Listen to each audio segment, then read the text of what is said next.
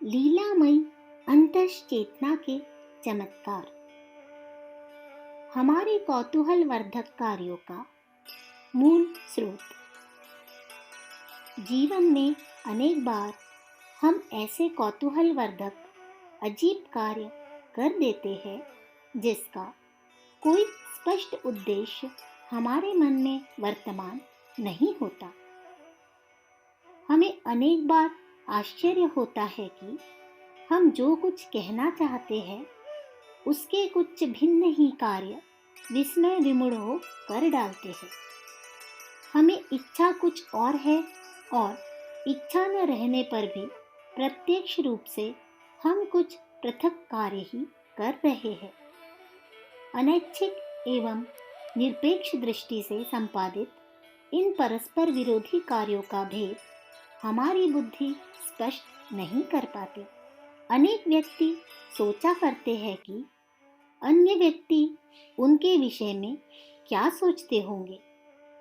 वे हमारे वस्त्र, रहन सहन, आचार विचार, कार्यों का बारीकी से निरीक्षण करते हैं।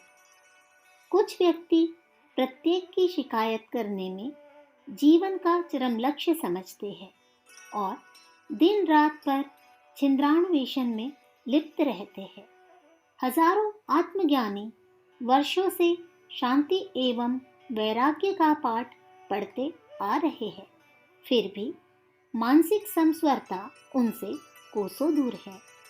अनेक आदमी धन धान्य पूर्ण होते हुए भी गमगीन प्रतीत होते हैं। मुख मुद्रा निस्तेज, रोनी शक्ल लिए भयंकर पीड़ा से ग्रस्त मालूम होते हैं। अनेक व्यक्ति इच्छाओं के क्षोभ एवं अप्रत्यक्ष व्यग्रता से वृद्धा अवस्था के चिन्ह प्रकट कर रहे हैं। कुछ समय हुआ मोर्गन महाशय के पास एक रोगी आया। वह अत्यंत भयभीत, शोकयुक्त तथा उद्विग्न था। जब उससे कारण पूछा तो वह कहने लगा, मेरे पांव सुन्न, संज्ञाहीन होते जा रहे हैं, लकवा असर कर रहा है। फिर उसने पूर्व वृत्तांत का वर्णन करते हुए निर्देश दिया कि 2 वर्ष हुए हैं, एक ज्योतिषी ने कहा था कि तुमको लकवा होगा, किंतु कब वह होने को होगा यह क्रमशः तुम्हें स्वयं ज्ञात हो जाएगा। तब से एक अज्ञात भय, एक अप्रत्यक्ष संशय उसके मन में प्रविष्ट हो गया और उस अज्ञात भय की ही यह सब प्रतिक्रिया थी। दुष्ट मनुष्य दूसरों को इसी प्रकार ठगते हैं और हमारी अनेक अयोग्य शंकाओं को जागृत कर देते हैं। हमारा मन अशिक्षित होने के कारण अंधकार में होता है, अतः हम ठोकर खाकर गिर पड़ते हैं। एक महाशय ने डॉक्टर दुर्गा शंकर जी नागर को लिखा था, मेरा मन हर समय एक अज्ञात भय से विक्षुब्ध रहता है। प्रत्येक घड़ी यह विचार बना रहता है कि मैं मर न जाऊं। शरीर में कोई रोग नहीं मालूम होता, फिर भी हिम्मत और साहस में दीमक सी लगी हुई प्रतीत होती है। हर मनुष्य की बात मन में गहरी बैठ जाती है। बुरे विचार का तत्काल प्रभाव हो जाता है। चिंता, शोक, हीनता का तूफान अंतर जगत में उठता है। बड़े बड़े अनुभवी महात्माओं के पास रहा हो, वर्षों उनकी सेवा की है, हजारों पाठ गीता के किए हैं, किंतु आज कोई सहायक नहीं हो रहा है। चेहरे पर कालापन तथा झुर्रियां पड़ती जा रही है। मुझे भय है कि कहीं मैं पागल न हो जाऊं। इस प्रकार हजारों मनुष्य किसी न किसी भांति के जाल में ऐसे फंसे हुए रहते हैं कि उसी में उनकी जीवन लीला समाप्त होती है। अज्ञात चेतना में क्या क्या है?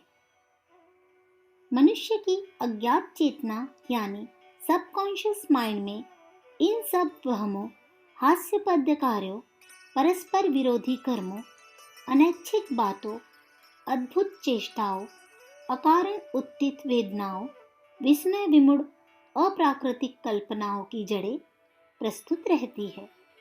जिस प्रकार कमल का पुष्प जल के ऊपर तैरता है, किंतु उसकी जड़ तालाब के पेंदे में लगी रहती है, उसी प्रकार शरीर के समस्त विकारों, अद्भुत चेष्टाओं की जड़ें मनुष्य की इस रहस्यमयी अज्ञात चेतना में अंकित रहती है। यह चेतना जागृत चेतना से अधिक सजग, सचेत एवं जागरूक है। तुच्छ से तुच्छ, हल्की से हल्की, छोटी से छोटी अनुभूति का सूक्ष्माति सूक्ष्म आभास यहाँ अंकित मिलता है। दिन रात के 24 घंटे अंतः चेतना का व्यापार अखंड रूप से निर्विघ्न चलता रहता है। यह साधारण तथा असाधारण घटनाओं को समान रूप से नोट करती चलती है।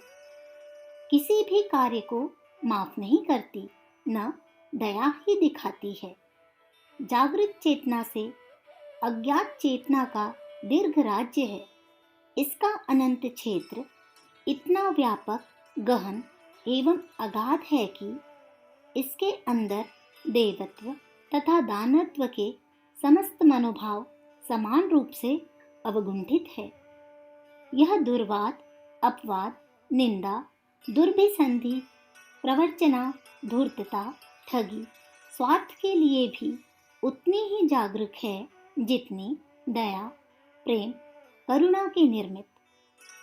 अनुकूलता, प्रतिकूलता, दुखमयी शैशवा अवस्था की अनुभूतियां, वासनाओं का दमन गुप्त रूप से अंतःस्थल के इसी गहन स्तर में निहित रहते हैं।